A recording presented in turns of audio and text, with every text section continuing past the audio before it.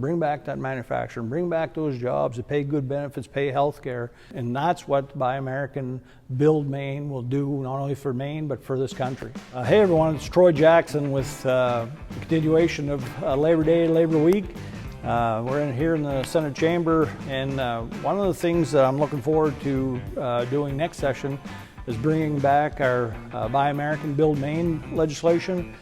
This has been a bill that I've sponsored a number of times. Actually had it passed one time under Governor LePage, and it got vetoed after a strong vote. Had it passed under Governor Mills and got vetoed after a strong vote.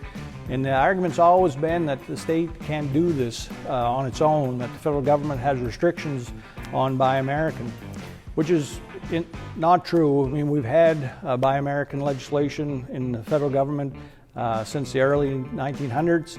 It's the law, and we're just beginning to enforce it. And now, with President Biden, he actually came to Auburn and signed an executive order talking about Buy American, forcing Buy American. Folks, we're not just making things in America, we're also buying America. And all the benefits that comes from making sure that Maine people, United States workers, get the benefits of the manufacturing and things like that. Every federal infrastructure project will be built by American workers, using American products, creating American jobs. To me, there's nothing more important than making sure that we use our tax money to support Maine businesses, businesses in the United States, and in the Buy American legislation that President Biden's pushing forward. Certainly is going to make that a reality, and something that I'm really excited to push this session.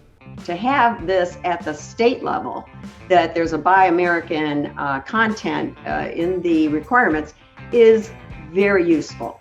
I mean, we're elected to represent our constituents. Our constituents live in this country. What we've had over a number of years is a decline in manufacturing pushed out of this country.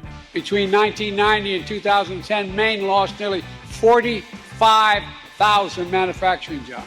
And like we saw across the country, once thriving cities and towns became shadows of what they used to be. Many of us, especially in the border states, have been arguing that we have to turn this around. This is not how you make an economy work for the people in this state and in this country.